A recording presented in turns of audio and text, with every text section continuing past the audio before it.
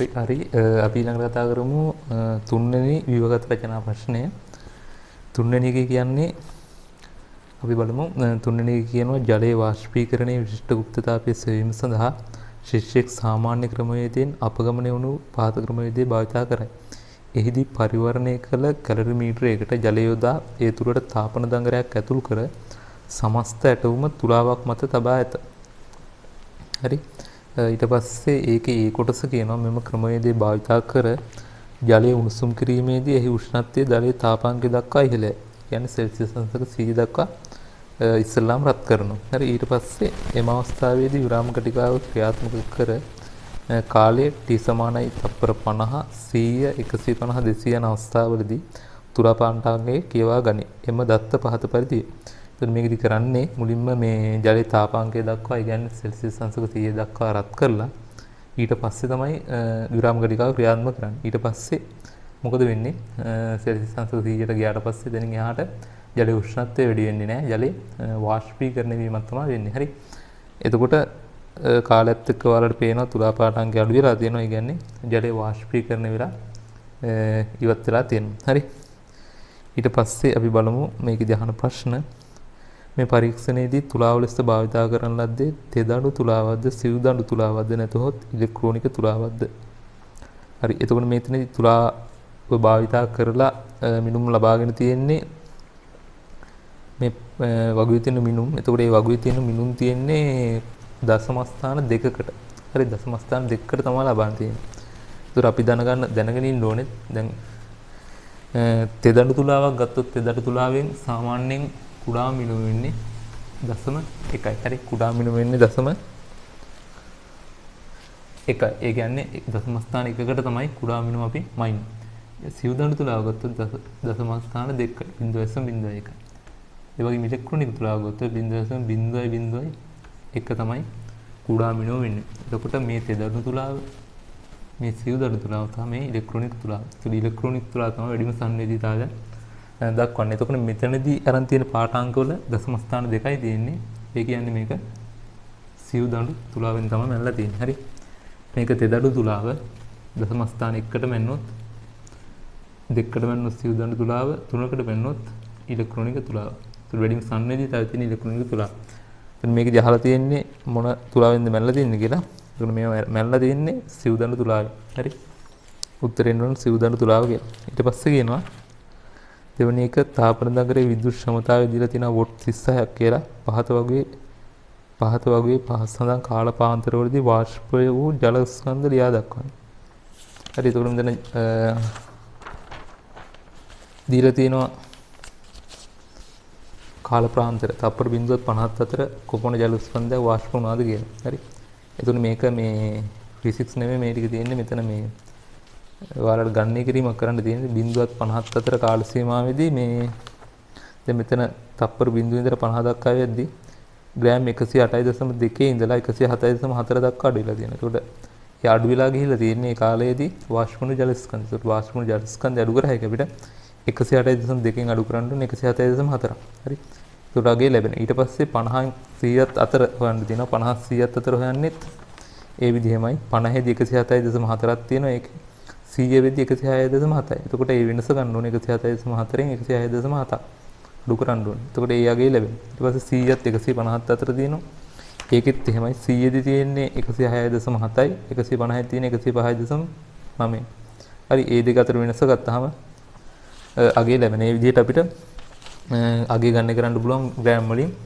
Gram වලින් ගණනය කරාට පස්සේ එන්නේ දෙවෙනි එකට 0.50 අතර කාල සීමාවෙදී ග්‍රෑම් 0.8ක් එනවා.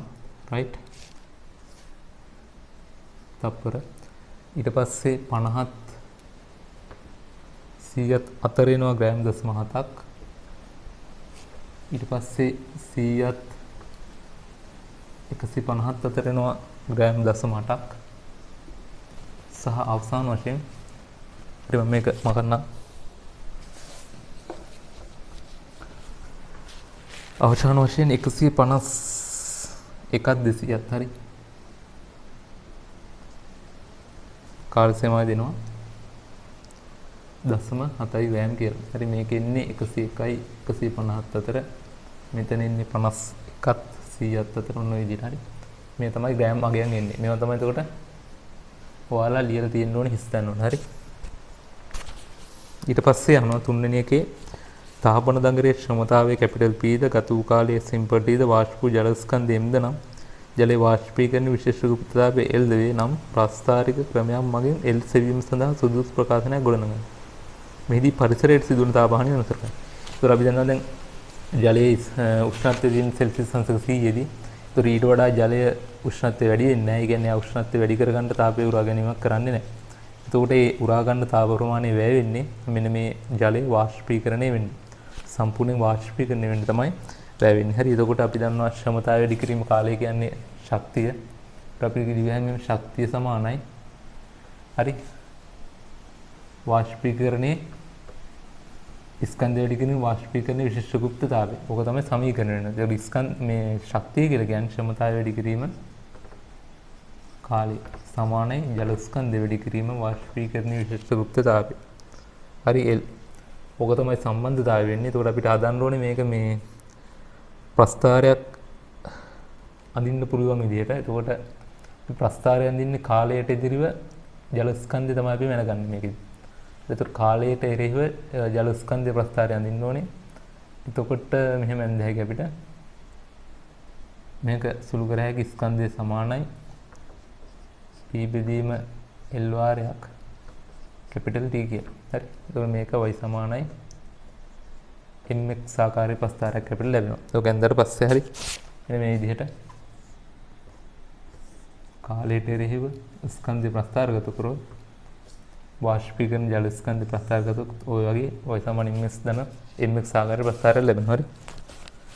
එතකොට දැන් මේක අඳින්න කියලා නෑ ඔයාලට මෙන්න මේ ප්‍රකාශනය ගන්න කියලා තියෙනවා. හරි. දැන් මේ ප්‍රකාශනයේ තමයි ඔයාලට ලකුණු ලැබෙන්නේ. රයිට්. ඊළඟට අපි බලමු කියන්නේ පහත ලබා දී ඇති ප්‍රස්ථාරයේ හිත තුනෙහි සඳහන් ප්‍රකාශනයන් සුදුසු පරිදි ඔබට ලබා දී ඇති දත්ත සටහන් කරන්න. හරි මෙතන දැන් අපි ගත්ත ප්‍රකාශනයට සුදුසු විදියට අපි ප්‍රස්ථාරයේ දත්ත සලකුණු කරන්න කියලා තියෙනවා. ඒතකොට අපි y අක්ෂයට ගන්නෙ ස්කන්ධය x අක්ෂයට ගන්නෙ කාලය. හරි. එතකොට දීලා තියෙන ප්‍රස්ථාරයේ ලකුණු කරන්න ඕනේ. පරිමාණයට ලකුණු කරන්න මේ විදියට x අක්ෂයට කාලය y අක්ෂයට වාෂ්පීකරණය වුණු ජල ස්කන්ධය. හරි. ඒක කාලය එන්න වැඩි වෙනවා. කාලය අපි මන්නොත් තප්පර 50 100 150 200 ඔන්න ඔය විදිහනේ කාලෙමයිනේ තප්පර වලින්. හරි. ඔන්න ඔය විදිහමයිනේ. ඊපස්සේ ඔන්නම් 200 හරි. ඔහොම. ඊට පස්සේ අපි දන්නවා තප්පර 50 දී ජල ස්කන්ධය වෙන්නේ 0.8යි. හරි. 0.50 අතර කියන්නේ තප්පර 50ක් යද්දි තප්පර 50ක් ගත වෙලා තියෙද්දි වාෂ්පීකරණය වෙලා තියෙන ජල ස්කන්ධය වෙන්නේ 0.8යි.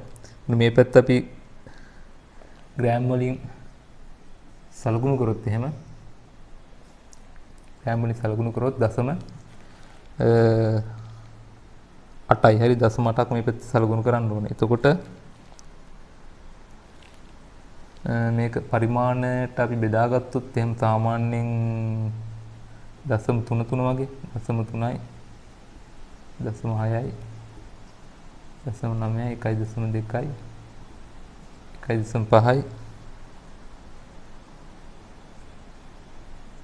1.8යි 2.1යි 2.5යි ඔය විදිහට ඔයාලට බෙදා ගන්න පුළුවන්. හරි කැමති පරිමාණයකට බෙදා ගන්න පුළුවන්. ඊට පස්සේ අපි දන්නා තප්පර 50 දී ජල ස්කන්ධයෙන් 0.8යි. ඉතින් 0.8යි කියන්නේ මේ වගේ වගේ එක තියෙන්නේ. හරි. මෙන්න මේ වගේ වගේ සලකුණු කරන්න ඕනේ.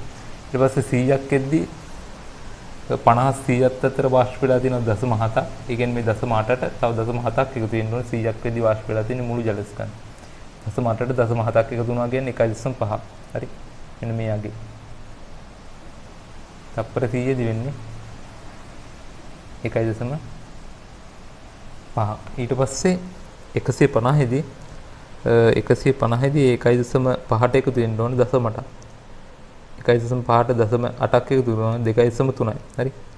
2.3 දක්වා වැඩි වෙන්න ඕනේ. තප්පර 150 දී වාෂ්පීකරණ වූ ජල ස්කන්ධ. මෙන්න මේ වගේ අගයකට යන්න ඕනේ. හරි. ඔන්න ඔය විදිහට ඊට පස්සේ තප්පර 200 දී ඒකට තව 0.7ක් එකතු වෙන්න ඕනේ. හරි 0.7ක් එකතු වෙනවා කියන්නේ 2.5ට 0.7ක් එකතු වෙනවා කියන්නේ 3.2ක් වෙන්න ඕනේ. හරි. එතකොට මම මේක තව ටිකක් පරිමාණය වැඩි කරනවා. එතකොට මෙතන 2.8 3.1 3.4 කියලා මම සලකුණු කරනවා.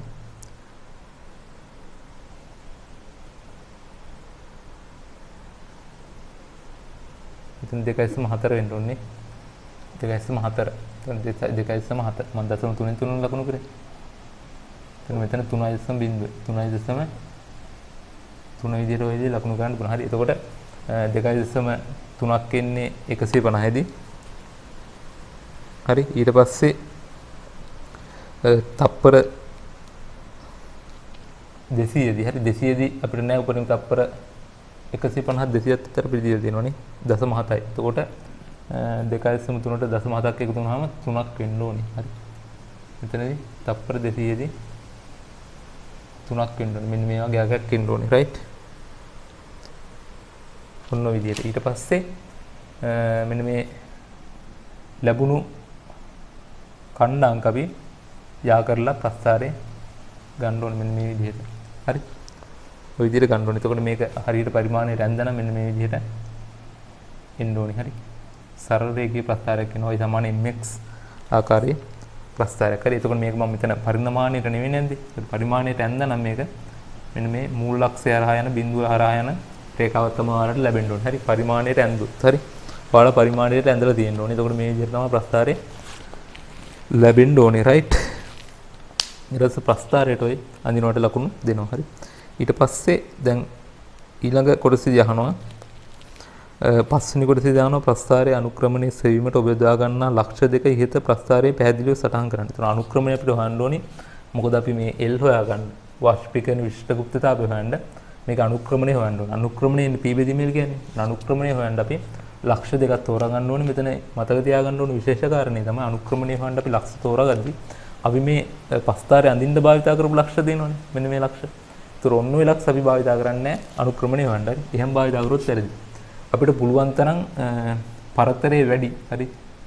වැඩි පරතරයකින් තමයි අපි ලක්ෂ්‍ය තෝරා ගන්න ඕනේ. එතකොට අනුක්‍රමණයේ දෝෂය අඩුයි. ඒ නිසා මම තෝරා ගන්නවා ඔයාලට කැමති ලක්ෂ්‍ය දෙකක් තෝරා ගන්න පුළුවන් උපරිම දුරින් තෝරා ගන්න. හරි. එතකොට මම තෝරා ගන්නවා මෙතනදී මෙන්න මේ වගේ ලක්ෂ්‍ය දෙකක්.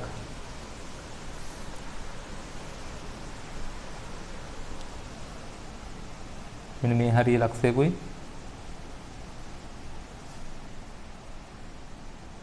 මේ හරිය වගේ උපරිම ලක්ෂ දෙකක් තෝරා ගන්න. හරි. මේ හරිය ලක්ෂයකුයි මේ හරිය වගේ උපරිම ලක්ෂ දෙකකුයි තෝරා ගන්නවා. ඒතර මම මේක පරිමාණයට ඇඳලා නැති නිසා මට හරියටම ලක්ෂ දෙකක් තෝරා ගන්න අපහසුයි. ඔයාලට කැමති ලක්ෂ දෙකක් තෝරා ගන්න පුළුවන්.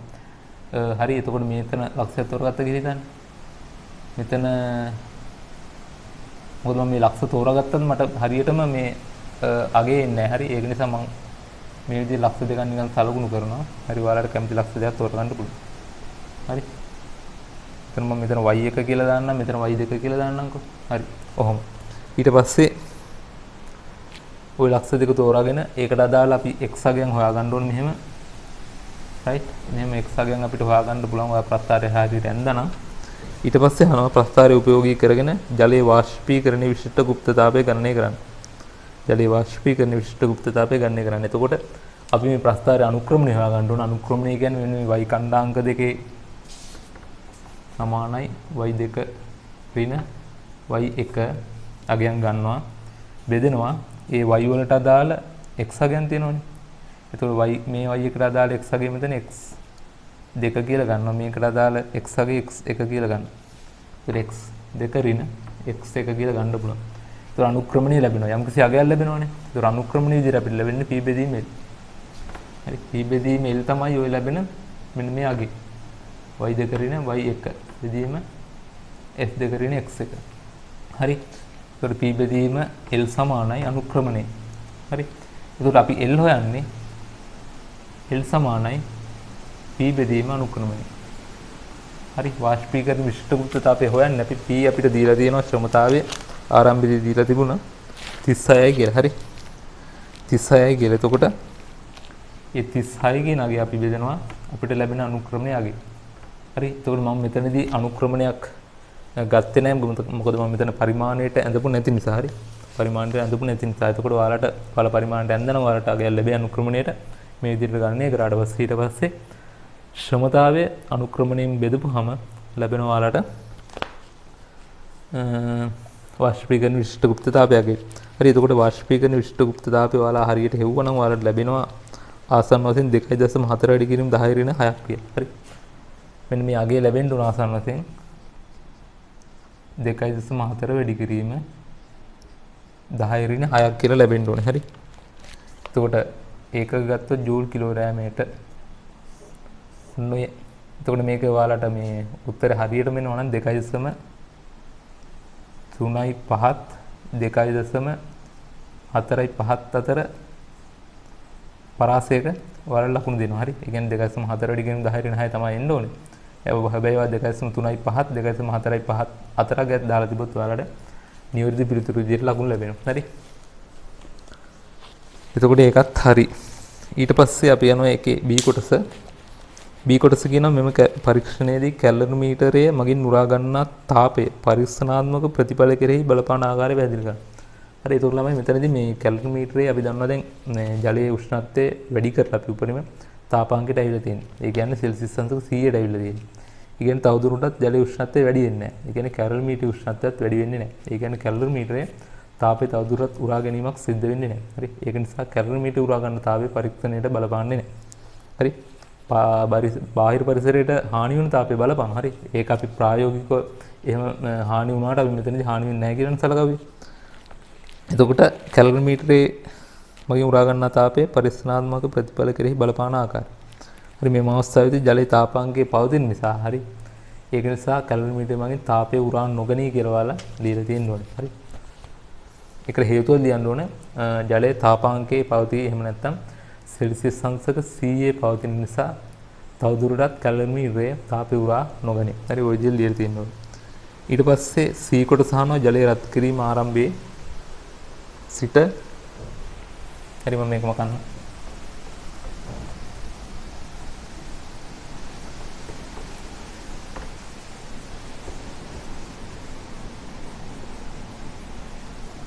ඊළඟ කොටසේ අහනවා ජලය රත් කිරීම ආරම්භයේ සිට කැලරිමීටරේ ජලය සම්පූර්ණයෙන්ම වාෂ්ප වීම ආසන්න වී යම්කිසි කාලයක් ගතවන තෙක් T සමග තුලා පාඨාංකයේ විචලන වන ආකාරය දල වශයෙන් පස්තරගත කරන්නේ මෙහිදී වාෂ්පී බවණ ක්‍රියාවලියද සලකන්න.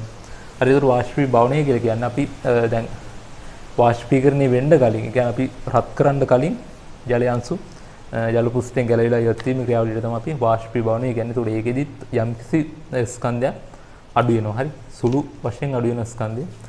එතකොට කාලයත් එක්ක ස්කන්ධය වෙනස් වෙන්නේ මෙන්න මේ විදිහට ඇඳලා තියෙන්න ඕනේ. කාලයත් එක්ක ස්කන්ධය වෙනස් වෙන්නේ. හරි M කියලා තියෙන කැපිටල් M තුලා පාඨාංකේ කැපිටල් M. එතකොට ආරම්භයේදී යම් කිසි තුලා පාඨාංකයක් තියෙනවා මේ විදිහට.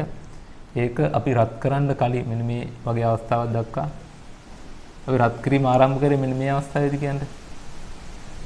හරි එතකොට ආරම්භ වෙනකම් තුලා පාඨාංකේ සුළු වශයෙන් අඩු වෙනවා. හරි සුළු වශයෙන් මෙහෙම අඩු වෙනවා. පොඩි බැවුමක් තියෙන්න ඕනේ. සුළු වශයෙන් අඩු වෙනවා. මොකද මෙන්න මේ අවස්ථාවේ තමයි වාෂ්පී බවණෙන් ජලය වාෂ්ප වෙලා යන්නේ. ඊට පස්සේ ආරම්භ වෙලා සනිකව මෙන්න මේ විදිහට තුලා පාඨාංකයේ ශීඝ්‍රයෙන් අඩු වෙනවා. ජලය සෙල්සියස් අංශක 100 දක්වා ගිහිල්ලා වාෂ්ප වුණාට පස්සේ වාෂ්ප වෙද්දී මේ විදිහට අඩු වෙනවා. ඊට පස්සේ ජලය සියල්ලම වාෂ්ප වෙලා ගියාට පස්සේ තුලා පාඨාංකය ওই විදිහට නියත වෙනවා. හරි නියත වෙනවා. ඔන්න ඔය විදිහට තමයි ඇඳලා තියෙන්න ඕනේ. ආසන්න වශයෙන්. හරි මේක උන්නම් තව ස්ලෝප් එක මේ විදිහට වැඩ කරන්න පුළුවන් ඔයාලට. හරි ඇවිල්ලා මේක නියතකයක් වෙන අවසානයේ. මොකද මේකේ කියලා තියෙනවනේ අවසන් වී යම් කිසි කාලයක් ගත වෙන තේ. ජලය සම්පූර්ණයෙන්ම වාෂ්ප වෙලා අවසන් වෙන මෙන්න මේ අවස්ථාවේදී ඊට පස්සේ යම් කිසි කාලයක් ගත වන තෙක් අඳින්න කියලා තියෙනවා. ඊට පස්සේ ස්කන්ධය නියත වෙන්න ඕනේ. ඊට පස්සේ වාෂ්පීකරණය වෙන්න ජලය නැහැනේ.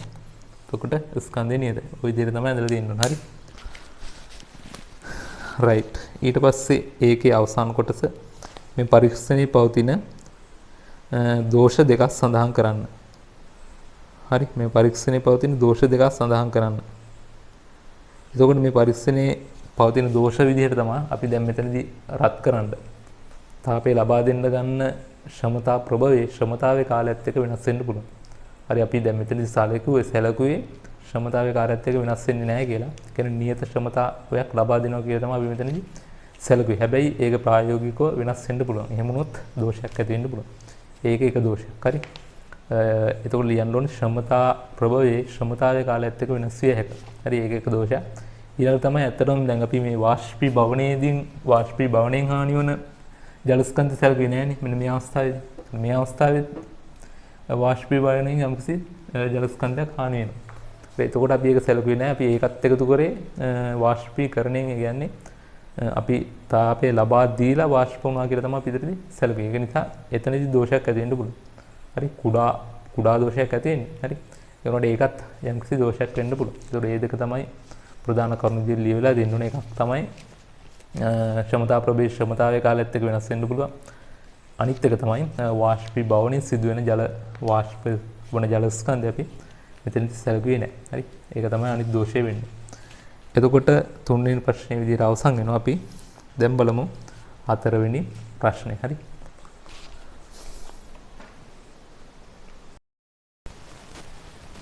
හරි අපි දැන් ඊළඟට බලමු හතරවෙනි ප්‍රශ්නේ. හරි. විභාගයේ අවසාන ප්‍රශ්නේ ධාරා විද්‍යුත්ය සම්බන්ධ ප්‍රශ්නයක් තියෙන. එතකොට ඒකේ ඒ කොටසේ පළවෙනි කියන ඕම් නියම සඳහා අවශ්‍ය තත්ත්ව සඳහන් කරමින් නියමය ලියා දක්වන්න. හරි.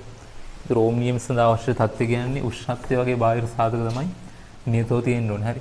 උෂ්ණත්වය වැනි බාහිර සාධක නියතව පවතින විට ඕම් නියම කියලා කියන්නේ උෂ්ණත්වය වැනි බාහිර සාධක නියතව පවතින විට සන්නායකයක දෙකලවර විභවාන්තරය සන්නායකයක දෙකලවර ඇති වෙන විභවාන්තරය ඒ තුලින් ගලන විද්‍යුත් ධාරාවට අනුලෝමව සමානුපාතික වේ කියන එක තමයි ලියලා තියෙන්න ඕනේ. හරි.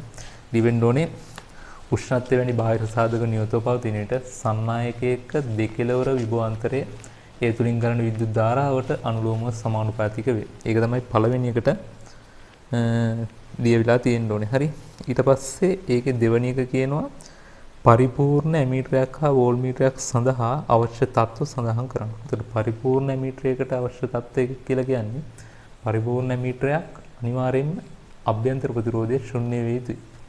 ඒක තමයි අවශ්‍ය තත්ත්වය. පරිපූර්ණ ඇමීටරයක අභ්‍යන්තර ප්‍රතිරෝධය ශුන්‍ය වේ යුතුයි.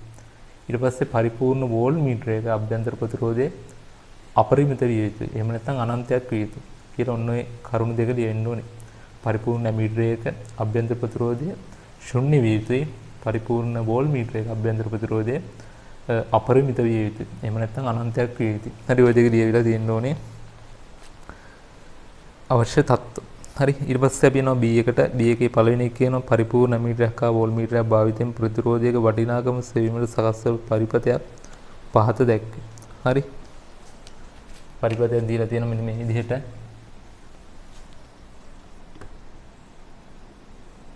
මේ විදිහට ප්‍රතිරෝධය සම්බන්ධ කරලා ඊට පස්සේ මෙතන ඇමීටරයක් සම්බන්ධ කරනවා.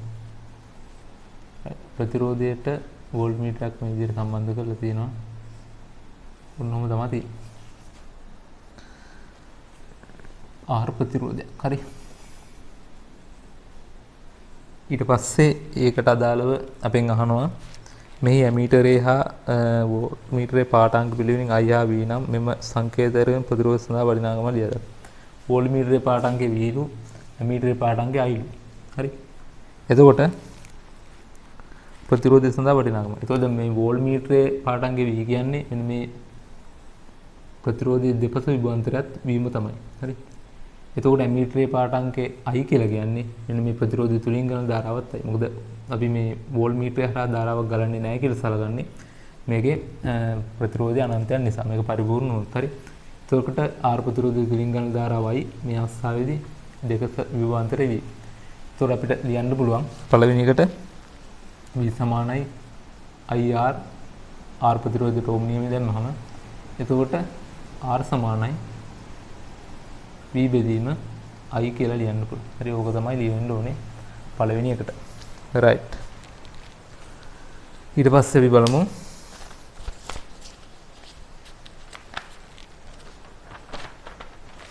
ඊට පස්සේ කියනවා ඉහත පරිපතේ භාවිතා කර ඉහත පරිපතය සඳහා භාවිතා කර ඇති ඇමීටරය හා වෝල්ට්මීටරය පරිපූර්ණ නොවේලු. හරි. දැන් ඊළඟ කියන්නේ අපි මෙතනින් ඉස්සරහට හිතන්න ඕනේ මේවා පරිපූර්ණ නොවේ කියලා. හරි. දැන් මේ ප්‍රශ්නෙට අපි පරිපූර්ණයි කියලා සැලකුවාට. පරිපූර්ණ නෙවෙයි. එහිදී ඇමීටරයේ අභ්‍යන්තර ප්‍රතිරෝධය R simple Aද ඇමීටරයේ අභ්‍යන්තර ප්‍රතිරෝධය R simple Aද වෝල්ට්මීටරයේ අභ්‍යන්තර ප්‍රතිරෝධය RV ද වෝල්ට්මීටරයේ අභ්‍යන්තර ප්‍රතිරෝධය RV ද ගුණ අතර ඇමීටර පාඨාංකය IM ද වේ. ඇමීටර පාඨාංකය IM වෝල්ට්මීටර පාඨාංකය VM ද වේ. හරි. වෝල්ට්මීටර පාඨාංකය VM. හරි මම මේ ටික මකනවා. ඔන්න ඔය විදිහට දීලා තියෙනවා වගේ. හරි. ඊට පස්සේ කියනවා මෙම දී ඇති සංකේත අවශ්‍ය පරිදි භාවිතා කර ප්‍රතිරෝධය සඳහා වටිනාකම ලියලා. මෙන්න මේ R සඳහා නැවත අපිට අගයක් ගන්න කියනවා. මේ අවස්ථාවේදී මෙන්න මේවා පරිපූර්ණ නැහැ කියලා කියන්නේ. අපිට පරිපූර්ණයි නම් කෙලින්ම R සමානයි V බෙදීමයි කියලා අපි ගත්තනේ. හරි. V බෙදීමයි කියලා ගත්තා. දැන් මෙහෙම ගන්න බෑ. මොකද මේවා පරිපූර්ණ නෙමෙයි. කියන්නේ මෙයාගේ අභ්‍යන්තරයේ කියන්නේ මේ ප්‍රතිරෝධයක් දීලා තියෙනවා. මෙයාටත් ප්‍රතිරෝධයක් අභ්‍යන්තර ප්‍රතිරෝධයක් තියෙනවා. දැන් මේක පරිපූර්ණයි නම් අභ්‍යන්තර ප්‍රතිරෝධයක් තියෙන විදිහක් නැහැ නේ. ඒක මෙයාට අභ්‍යන්තර ප්‍රතිරෝධයක් තියෙන. එතකොට දැන් මේක පරිපූර්ණ නොවන නිසා දැන් මේකේ ධාරාව දීලා තියෙන IM කියලා. IM කියන්නේ මේ සම්පූර්ණ ධාරාවනේ. ඒ කියන්නේ මෙතනින් ඇතුළු වෙන ධාරාව තමයි IM වෙන්නේ. හරි. එතකොට දැන් මේ වෝල්ට්මීටරේ පරිපූර්ණ වෙන්නේ නැති නිසා අනිවාර්යයෙන්ම වෝල්ට්මීටරේ තුලිමුත් විදුලි ධාරාවක් ගමන් කරනවා. මොකද මෙයාගේ අභ්‍යන්තර ප්‍රතිරෝධය අනන්තයක් වෙන්නේ නැහැ. අනන්තයක් වෙන්නේ මෙයා පරිපූර්ණ නොවන නිසා මෙයා අනන්තයක් වෙන්නේ නැහැ. ඒ අගේ අපිට දීලා දෙනවා RV කියලා. ඒක නිසා ධාරාව මේ පැත්තට ධාරාවක් යනවා මේ පැත්තට කොටසක් යනවා. මේ පැත්තට යන කොටස මම I1 කියලා ගත්තොත් මෙයාගේ පැත්තට යන කොටස I2 කියලා ගන්නවා. ඒකට ඔය I1යි I2 එකතු වෙලා තමයි මෙයා තුලින් IM විදියට. හරි. ඒකට IM සමානයි මම එතකොට ඒක මේ එතනින් ලියන්නම් IM සමානයි I1 ධන I2 කියලා ඔයාලට පැහැදිලිනේ. ඉතින් මේ ඇතුළේ ඉන්න ධාරාව එහෙම නැත්නම් මෙන්න මේ ඇමීටරේ හරහා යන ධාරාව එන්නේ මෙන්න මේ දෙක හරහාම ඇවිල්ලා තමයි ඇමීටරේ හරහා යන්නේ. IM සමානයි I1 ධන I2. හරි. ඒකට අපිට මේ I1 ලිව්ව හැකි. මෙතන වෝල්ට්මීටරේ පාඨාංකේ VM කියලා තියෙනවනේ. ඒ කියන්නේ මෙන්න මේ ලක්ෂ දෙකේ දෙපස විභවාන්තර VM. ඒ කියන්නේ මේ R ප්‍රතිරෝධයේ දෙපස විභවාන්තරය VM තමයි. හරි. මේ දෙපස විභවාන්තරයත් I1 මෙතනින් ලියනවා. මේ දෙපස විභවාන්තරයත් VM තමයි. මේ දෙපස විභවාන්තරයත් VM තමයි. හරි. එතකොට මට I1 ලියන්න පුළුවන් VM බෙදීම R කියලා. IM සමානයි VM බෙදීම capital R. හරි. ඕම් මේ විදිහට. ඊට පස්සේ ධන මෙතන IM කියලා කියන්නේ නෑ මෙතන I2 නේ. එතකොට I1 ධන I2 කියලා කියන්නේ මෙතන දෙපස විභවාන්තරේ VMයි අභ්‍යන්තර ප්‍රතිරෝධ RV.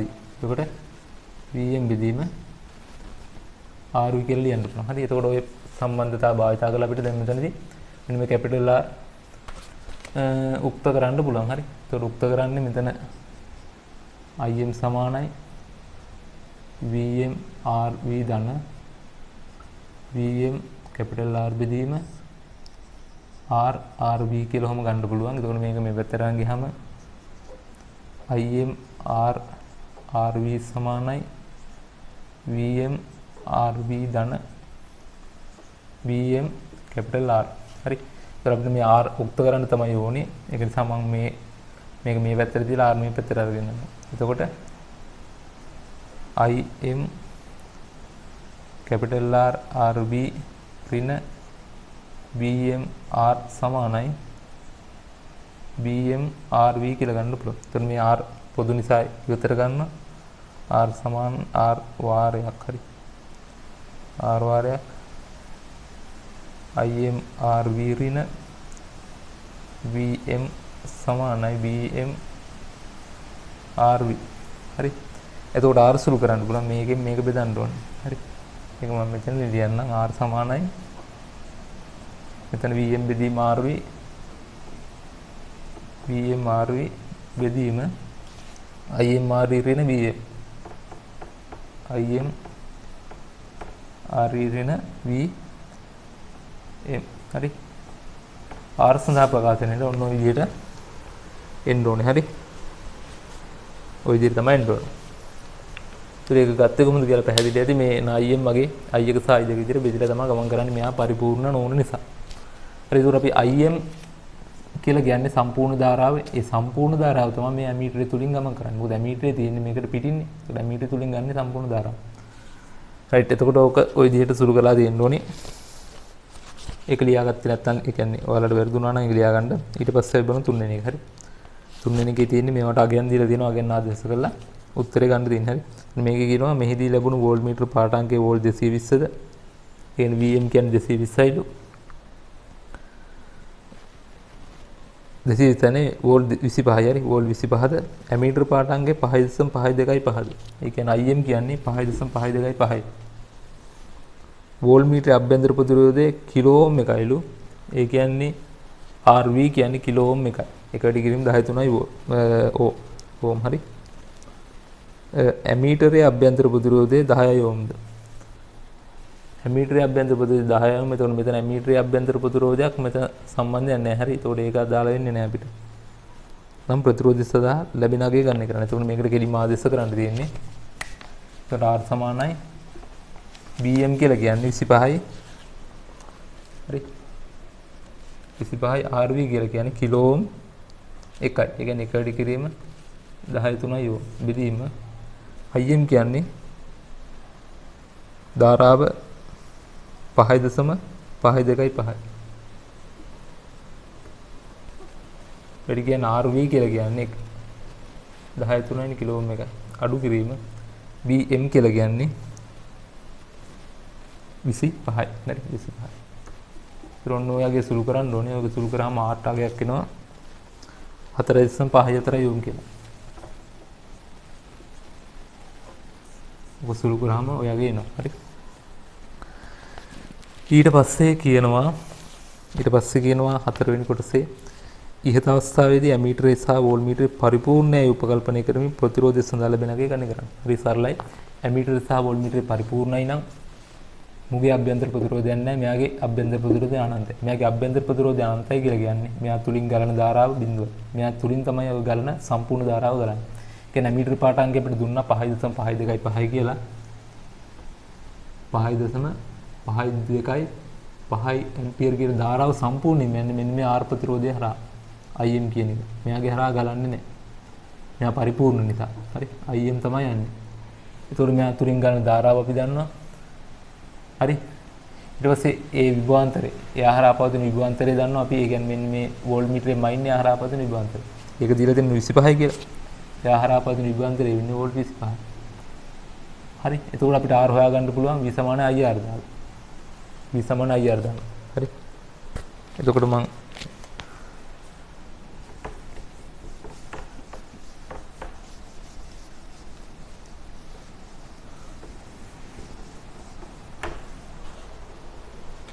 R V සමානයි IR දානවා. එතකොට ආන්නේ R ප්‍රතිරෝධයගේ සමානයි V බෙදීම I කෙලින්ම. හරි. V කියන්නේ 25 වෝල්ට්. බෙදීම I කියන්නේ 5.2යි. 5.52යි. හරි ඔක සුළු කරන්න ඔක සුළු කරාට පස්සේ එනවා 4.52යි 4යි ඕම් කියලා. 5.2යි 4යි ඕම් කියලා අවසාන උත්තරේ ඔය විදිහට ලබා ගන්න පුළුවන්. හරි. ඒක පරිපූර්ණ නැත්තම් කෙලින්ම අවුලක් නැහැ. මේ පැත්තට ධාරා බෙදිල්ලක් නැහැ. කෙලින්ම මෙයාගේ ලැබෙන කියන්නේ වෝල්ට්මීටරේ පාඨාංකය තමයි මෙන්න මේ R ප්‍රතිරෝධයේ දෙපස විභාන්තරය වෙන්නේ. ඒක කෙලින්ම අර ඒ තුලින් ගන්න ධාරාවෙන් බෙදපුවාම කෙලින්ම වෙනවා ප්‍රතිරෝධයගේ. රයිට්. එතකොට ඒ කොටසත් අවසන් වෙනවා. ඊට පස්සේ අපි යනවා C කොටසට. C කොටසේ පළවෙනි එකේ කියනවා මේ අනුව පෙනියන්නේ කුඩා ප්‍රතිරෝධ මැනීම සඳහා හිත පරිපතේ වඩා සුදුසු බව. නමුත් විශාල ප්‍රතිරෝධය නම් කිලෝ ඕම් ප්‍රමාණයේ ප්‍රතිරෝධ මැනීම සඳහා හිත පරිපතේ සුදුසු නොවේ. යන කිලෝ ඕම් ප්‍රමාණයේ ප්‍රතිරෝධ මැනීම සුදුසු පරිපතයක් අඳක්වන්න. හරි. අයි දැන් මෙන්න මේ පරිපතේ කිලෝ ඕම් ප්‍රමාණයේ ප්‍රතිරෝධ මැනීම සඳහා සුදුසු වෙන්නේ නැත්තේ. හරි. අපිට මේ R ටාගයක් ආවේ 4.52.4 කියලා. එතකොට ඒක කුඩයි. R එන්නේ 4.5.4 ඕම් කියලා. මෙයාගේ කියන්නේ RV අපිට අගේ දීලා තිබ්බා කිලෝ ඕම් 1යි කියලා. හරි. 1 කිලෝ ඕම්. ඒ කියන්නේ 1000 ඕම්. මෙයා 1000 ඕම්, මෙයා 4.5.4. මෙයාට සාපේක්ෂව මෙයා ඊටාම කුඩයි. ඒක නිසා මේ ධාරාව ගලද්දී හරි ධාරාව ගලද්දී වැඩි ධාරා ප්‍රමාණයක් ගන්න මෙන්න මෙයා තුලින්. අඩු ධාරා ප්‍රමාණයක් මෙයා තුලින් යන්නේ. එතකොට මෙන්න මේ අපිට දැන් ඇත්තටම අපි ධාරාවක් කියලා සලකන්නේ මේක ගණන් කරද්දී, කියන්නේ ගණනය කරද්දී සලකන්නේ මේ ඇමීටරයෙන් පෙන්වන පාඨාංකයනේ. ඒතර ඇමීටරයෙන් පෙන්වන පාඨාංකය වෙන්නේ මෙන්න මේ දෙන්නා තුලින් වෙන ධාරාවල එකතුව. හරි එතකොට මෙයාගේ තුලින් ධාරා ලොකු ධාරාවක් ගියොත් මෙයා තුලින් ගන්නේ පොඩි ධාරාවක්. එහෙම වුණොත් අපි දැන් මේ දෙපස විභවාන්තරයනේ මයින්නේ මේක. හරි. එතකොට අපි මේකට v සමාන ir දැම්මොත් මෙයා තුලින් ගලන නියම ධාරාව නෙමෙයි අපි මෙතනදී අපිට මෙයා ඇමීටරේ හරහා ලැබෙන්නේ මෙයා තුලින්ුත් සැලකිය යුතු ධාරාවක්. පැහැදිලිනේ? ඒක නිසා අපි පුළුවන් තරම් මෙයා තුලින් අඩු ධාරාවක් ගලන්න ඕන. අඩු ධාරාවක් ගලන්න නම් මෙන්න මෙයාට සාපේක්ෂව මෙයාගේ අභ්‍යන්තර ප්‍රතිරෝධය ඉතා විශාලයක් වෙන්න ඕන. දැන් එතකොට මේකෙදි කිසි අවුලක් නැහැ. හරි. හැබැයි මේකද විශාල ප්‍රතිරෝධයක් ගත්තොත් මේකත් කිලෝ ඕම් එකක් වගේ වුණා කියලා හිතන්න. එතකොට මේකත් කිලෝ ඕම් එකයි මේකත් කිලෝ ඕම් එකයි. එහෙම වුණොත් මෙන්න මේ ධාරාව දෙකට බෙදලා තමයි ගමන් කරන්නේ.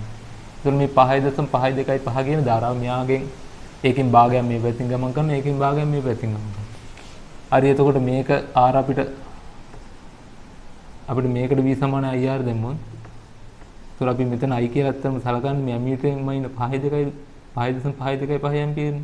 එතකොට අපි ඒක තමයි උකට ආදේශ කරන්නේ. හැබැයි ඒක තුලින් ඇත්තටම ගිහිලා තියෙන්නේ ඒකෙන් භාගයයි. මොකද මේ පැත්තට භාගයක් ගිහලා තියෙනවා. එහෙම වුණොත් ඒක දෝෂයක් වෙනවා. හරි. ඒ හින්දා අපිට මේක විශාල ප්‍රතිරෝධ මයින්ද සුසු වෙන්නේ නැහැ. හරි. එතකොට ඒකේ කියන්නේ සිද්ධිය නෙමෙයි විශාල ප්‍රතිරෝධය මැනීම සඳහා සුදුසු පරිපථයක් ඇඳගන්න. හරි. ඒකට විශාල ප්‍රතිරෝධය මයින්ද නම් අපි මේකෙදි මේ ඇත්තටම මේ R තුලින් යන ධාරාව අපි මෙන ගන්න ඕනේ. ඇත්තටම ධාර තුලින් යන ධාරාව මෙන ගන්න නම් අපි මේ ඇමීටරේ එළිය තිබිලා හරියන්නේ නැහැ. ඇමීටරේ මෙන්න මේ විදිහට ඇතුළට ගේන්න ඕන. හරි. තුරාල අඳින්න ඕනේ මෙන්න මේ වගේ පරිපථයක්. ඉන්න R ප්‍රතිරෝධයට ශ්‍රේණිගතව මේ විදිහට ඇමීටරේ සම්බන්ධ කරලා ඒකට පිටින් තමයි වෝල්ට්මීටරේ මේ විදිහට සම්බන්ධ කරන්න ඕනේ.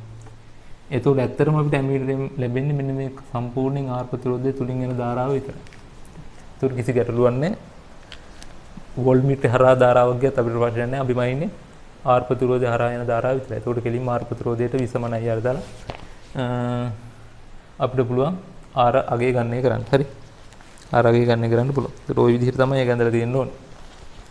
ඒතර C එකේ පළවෙනි කොටස දෙන්නේ මෙන්න මේ විදිහ පරිවර්තයක් ඇඳලා තියෙන්න ඕනේ. right ඊට පස්සේ C එකේ දෙවෙනි කොටස කියනවා ඉහත පරිපථයේ ඇමීටරයේ අභ්‍යන්තර ප්‍රතිරෝධය RAද. ඒ කියනවා දැන් අඳුපේකේ ඇමීටරයේ අභ්‍යන්තර ප්‍රතිරෝධය RAද. වෝල්ට්මීටරයේ අභ්‍යන්තර ප්‍රතිරෝධය RVද. මෙයාගේ RVද. ඇමීටරය හා වෝල්ට්මීටරයේ පාඨාංක පිටුවෙන IM VMද. ඇමීටරය හා වෝල්ට්මීටරයේ පාඨාංක. ඇමීටරය කියන්නේ ඒතකොට IM වෝල්ට්මීටරයේ VM. දැන් මෙහිදී ප්‍රතිරෝධය ලැබෙනගේ ලියා ගන්න. ඒතකොට වෝල්ට්මීටරේ VM කියන්නේ මේ දෙපස විභවාන්තරයේ VM. ඒ කියන්නේ මේ දෙපස විභවාන්තරයේ VM. හරි. එතකොට VM කියන්නේ මෙන්න මේ R ප්‍රතිරෝධය සහ ඇමීටරේ හරහා පවතින විභවාන්තරවල එකතුව. හරි. එතකොට අපිට ලියවිය හැකි VM සමානයි මෙන්න මේ ගලන ධාරාව IM. එතකොට R ප්‍රතිරෝධය හරහා පවතින විභවාන්තරේ අපිට ලියවිය හැකි දැන් V සමාන IR නේ. එතකොට මෙතනදී ධාරාව IM ප්‍රතිරෝධය R ගන්න මෙයා හරහා පවතින විභවාන්තරය වෙන්නේ IM RA. ওই විභව දෙකේ එකතු තමයි මේ මෙයාගේ මයින VM වල අගේ වෙන්නේ. හරි. ඒකට අපිට R වලට අගයක් හොයුවේ හැකි R සමානයි මේක සුළු කරාම VM ඍණ IM RA බෙදීම IM. හරි. ඔන්න ඔය ප්‍රකාශයෙන් අපිට R වල අගේ හොයන්න පුළුවන්. හරි. ওই ප්‍රකාශයෙන් R වල අගේ අපිට හොයන්න පුළුවන්. ඒක ඔය විදිහට ලියන්න ඕනේ. right. ඒක ඔය විදිහටත් ඕන ලියන්න පුළුවන්. එහෙම නැත්නම් මේ IM ට IM සුළු කරලා ඕනනම් මෙහෙම ලියන්නත් පුළුවන්. R සමානයි. එතකොට VM බෙදීම IM ඍණ IM ට IM සුළු වුණාම RA. කොහොම ලියන්න පුළුවන්. මේක ලිව්වත් හරි මේක ලිව්වත් හරි. ඒතකොට ඔන්න ඔය විදිහට තමයි හතරවෙනි විභවත රචනා ප්‍රශ්නෙට අපි උත්තර ලියලා තියෙන්න ඕනේ. හරි. ඒක වැරදි අය මේක ලියා ගන්න.